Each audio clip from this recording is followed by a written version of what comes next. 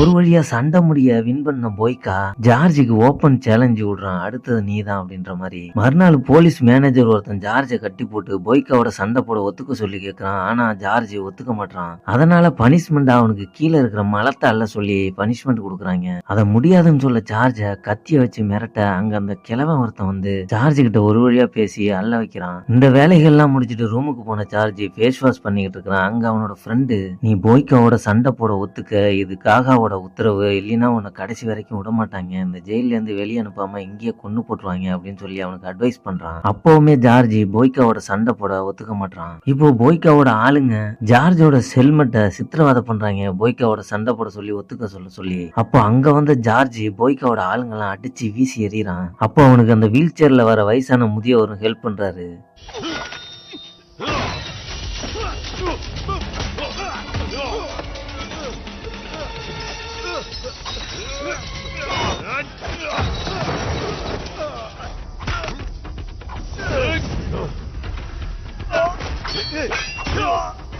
Fight நடந்துகிட்டே இருக்கையில அங்க வந்த கார்ட்ஸ் ஜார்ஜை புடிச்சிட்டு போயிட்டு யூரின்லாம் கலெக்ட் ஆகுற ஒரு டேங்குக்குள்ள கொண்டு அவனை அடைச்சி போட்டுறாங்க.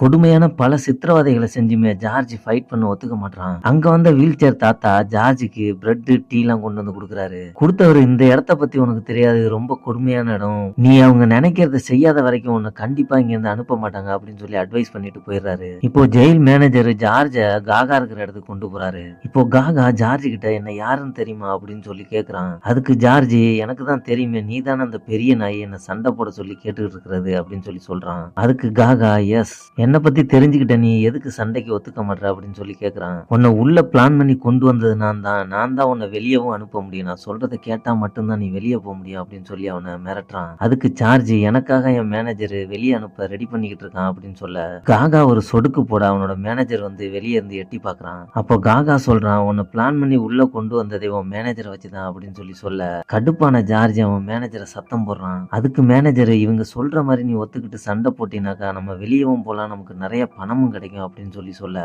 அதுக்கு ஜார்ஜ், இந்த வேலையெல்லாம் செஞ்ச கருப்பாடு நீந்தானா அப்படின்னு சொல்லிட்டு வேற வழி இல்லாம சண்டைக்கு ஒத்துக்கிறான். இப்போ ரெண்டு பேருமே சண்டைக்கு ஆயத்தமா பயிற்சி எடுக்க ஆரம்பிக்கிறாங்க.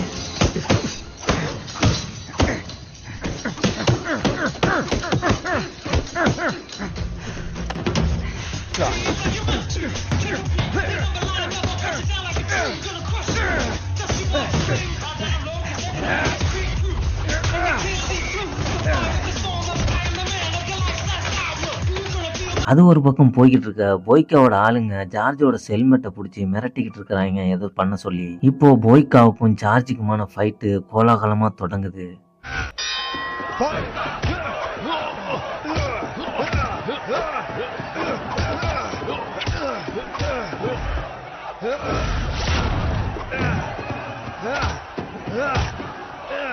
இந்த சண்டைக்கும் இடையில போய்க்காவோட ஆளுங்க ஜார்ஜ் செல்மெட்டு கிட்ட மயக்க மருந்து கலந்த தண்ணியை கொடுத்து ஜார்ஜோட தண்ணியில மாத்தி வைக்க சொல்றாங்க. அவன் போய் மாத்தி வைக்கிறான். அதை அந்த வீல் சேர்ல இருக்கிற தாத்தா பாத்துடுறாரு.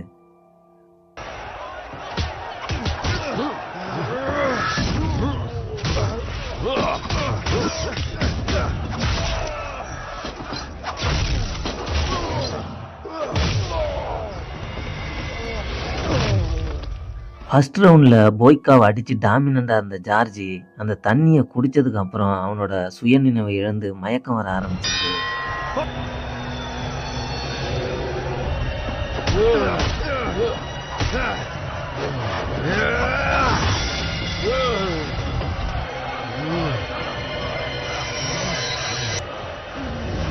அவன் மயக்கத்துல இருக்கையிலேயே போய்க்கா அவனை அடிச்சு வின் பண்ணிடுறான். இதை பார்த்துக்கிட்டு இருந்த காகாவுக்கும் டிசப்பாயிண்ட் ஆயிடுது. சண்டை முடிஞ்சு மயக்கம் தெரிஞ்சு எழிஞ்ச ஜார்ஜ் கிட்ட அந்த வயசானவரு, உனக்கு போதை கலந்த தண்ணியை வச்சது உன் செல்மெட் ஸ்டீவன் தான் அப்படின்னு சொல்றாரு.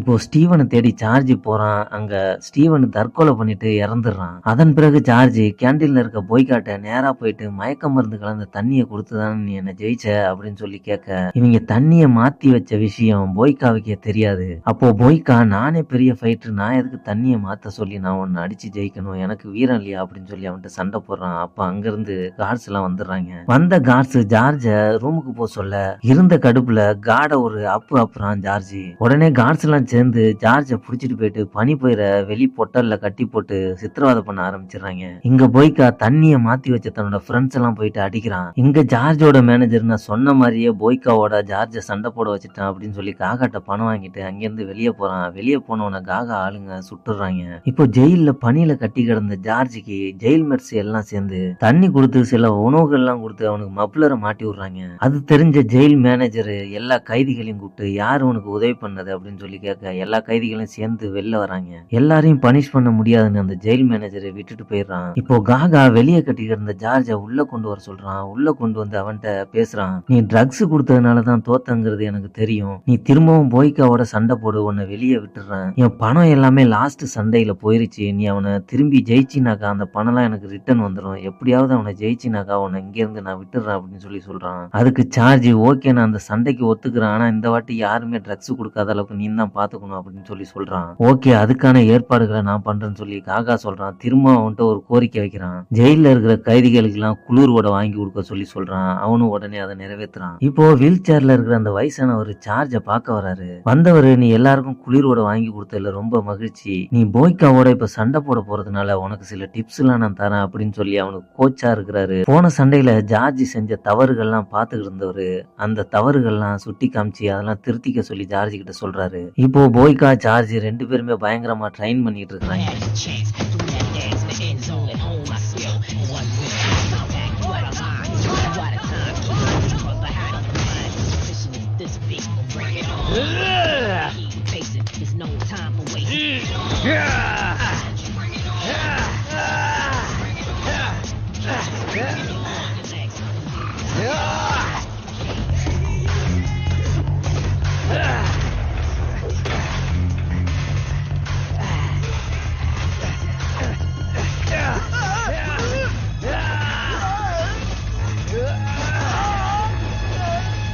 இங்க ஜார்ஜ் அந்த வயசானவர்கிட்ட எப்ப பார்த்தாலும் ஒரு பொண்ணு போட்டோவை பார்த்துட்டு இருக்கிறதால அது யாருன்னு சொல்லி கேக்குறான். அதுக்கு அந்த வயசானவர் இவ என்னோட பேத்தி, இவளுக்கு எப்படியும் இப்போ ஒரு 19 வயசு இருக்கும், நாங்க இருக்கிறது அவளுக்கு தெரியாது, ஆனா இப்ப எங்க இருக்கான்னு எனக்கு தெரியல அப்படின்னு சொல்லி ஜார்ஜ் கிட்ட சொல்றாரு. நானும் இந்த ஜெயில இருந்து பலமுறை தப்பிச்சு போய் என் பேத்திய பாக்கலான்னு பாக்குறேன், அதுக்குள்ள இவங்க சுட்டு என்ன பிடிச்சிடறாங்க, இப்ப நான் வந்து கை கால் விளங்காத பேரலைஸ் ஆனவனா மாறிட்டேன் அப்படின்னு சொல்லி அவனோட கதையெல்லாம் ஜார்ஜ் கிட்ட சொல்லிட்டு இருக்கிறான். மறுநாள் சண்டை தொடங்குறதுக்கு முன்னாடி வயசானவர் ஜார்ஜுக்கு ஒரு டிராயரை பிரசன்ட் பண்றாரு. அதை போட்டுட்டு களத்துக்கு போறான் ஜார்ஜ். இப்போ ஜார்ஜுக்கும் போய்காவுக்குமான ஃபைனல் ஃபைட் தொடங்குது.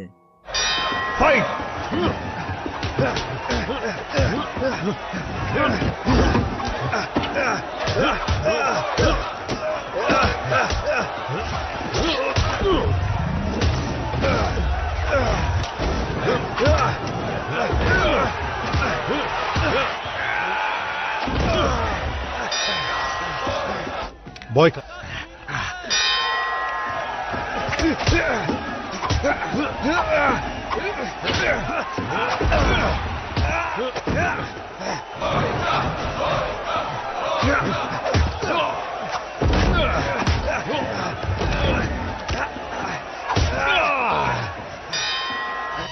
சண்டையோட கடைசி ரவுண்டுக்கு முன்னாடி இந்த வயசானவர் ஜார்ஜ் கிட்ட இன்னும் எதுக்கு வெயிட் பண்ணிட்டு இருக்கிற, ஒன்னு நீ செத்து போயினா போய்காவை கொன்னுடு அப்படின்னு சொல்லி உசுப்பேத்தி விடுறாரு. அதை கேட்ட ஜார்ஜ் காட்டுத்தனமா போய்காவை அடிக்க ஆரம்பிக்கிறான்.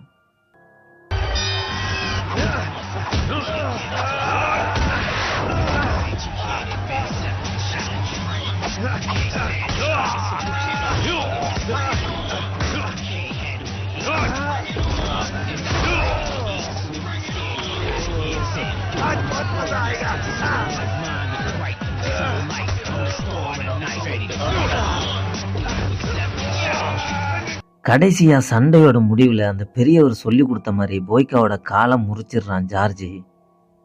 இப்போ இவ்வளவு சண்டையிலையும் விட்ட பணத்தெல்லாம் புடிச்சிட்ட சந்தோஷத்துல காகா ரொம்ப மகிழ்ச்சி ஆகுறான்.